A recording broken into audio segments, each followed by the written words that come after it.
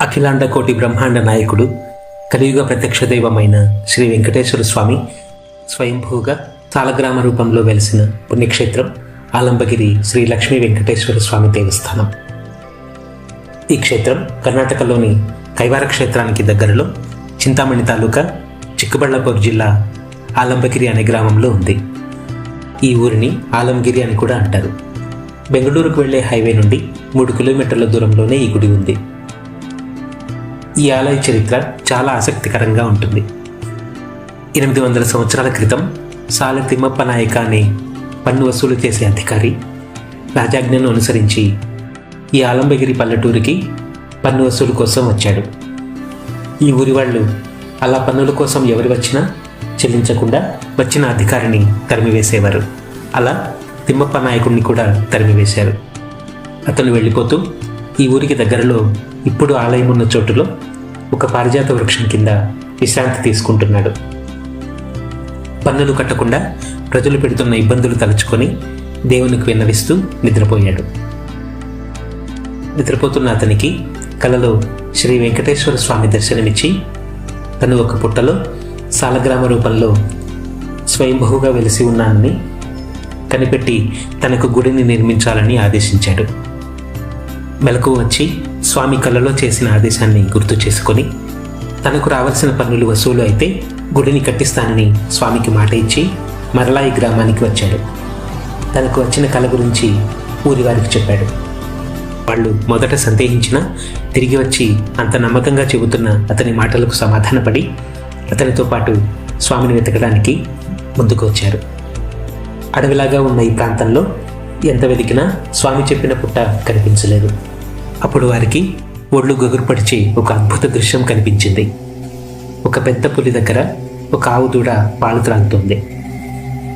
ఒక క్రూర మృగం ఒక సాధు జంతువు బిడ్డకి పాలివ్వడం నమ్మశక్యం కానీ ఇక్కడ సాధ్యం కాని ఆ వింతను చూస్తూ ఆశ్చర్యపోతూ నమస్కారం చేశారు.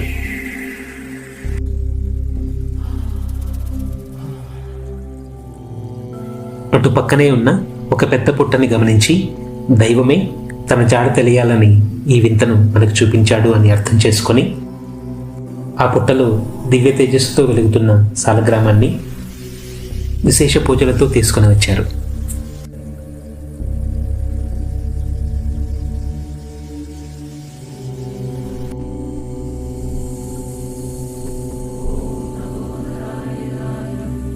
हे भगवान विष्णु,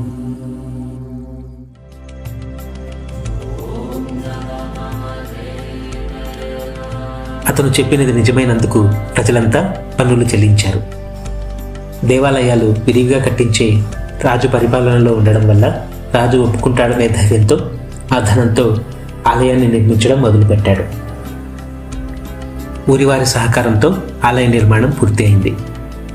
గురువులను పండితులను విచారించి అర్చన చేయడానికి ఆగమశాస్త్రం ప్రకారం ఆకారం ఉండాలన్న సూచనతో గర్భగుడిలో సాలగ్రామంతో పాటు వెంకటేశ్వర స్వామి విగ్రహాన్ని కూడా ప్రతిష్ఠించారు. ఆలయ నిర్మాణంతో తన జన్మ ధన్యమైందని తిమ్మప్ప నాయకుడు సంతోషించాడు. తరువాత శ్రీకృష్ణదేవరాయలు అచ్యుతరాయలు కూడా ఆలయాన్ని పోషించారు. బ్రహ్మోత్సవాలు వైభవంగా జరిగేవి. తిరుమల శ్రీ వెంకటేశ్వర స్వామికి బ్రహ్మోత్సవాల సమయంలో ఈ గుడి నుండి పట్టు వస్త్రాలు ఏనుగుల మీద తీసుకుని వెళ్ళేవారట. అంత వైభవంగా అలరారింది ఈ ఆలయం. తర్వాత ఆలయం మీద దాడుల వల్ల రాజగోపురం కూడా కొంత భాగం దెబ్బతింది. అదిగాక 12 సంవత్సరాలకు ఒకసారి చేసే సంప్రోక్షణ చేయకపోవడం వల్ల దేవాలయం శిథిలం అవసాగింది.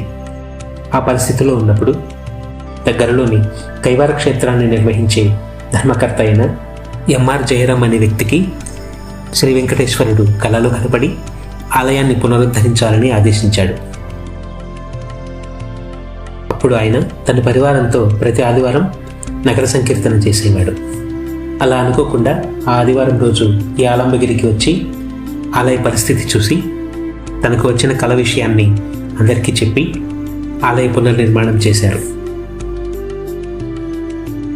పొద్దున్న 5:30 గంటలకు ఘంటానాదం, గురువుల పూజ, సుప్రభాతం నుండి రాత్రి 8 గంటల వరకు జరిగే ఏకాంత సేవ వరకు రోజువారీ సేవలు. గుడి లోపలికి వెళ్దాం.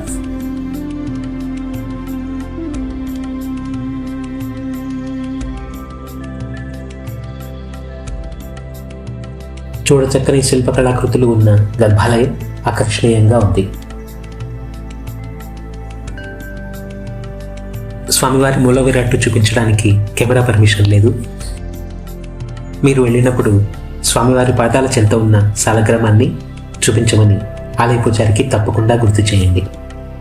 పుట్టలో నుండి ఇక్కడికి తరలి వచ్చి సాలగ్రామ రూపంలో కొలువైన స్వామిని చూడటం గొప్ప అనుభూతి. చాలా ప్రశాంతంగా ఉండే ఈ ఆలయంలో ఎంతసేపు కూర్చున్నా ఇంకా ఉండాలనిపించడం ఇక్కడ ప్రత్యేకత.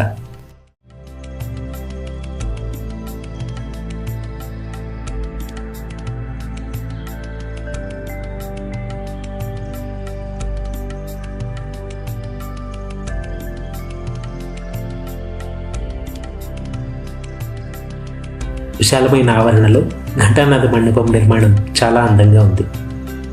ఇక్కడున్న ఈ వాహనాలతోనే ప్రతి శ్రీరామనవమికి 9 రోజుల పాటు లక్ష్మీ వెంకటేశ్వర స్వామికి బ్రహ్మోత్సవాలు వైభవంగా జరుగుతాయి. ఆ ఉత్సవాలతో పాటు వైకుంఠ ఏకాదశి, శ్రీకృష్ణాష్టమి వంటి పండుగలు అతి వైభవంగా జరుగుతాయి.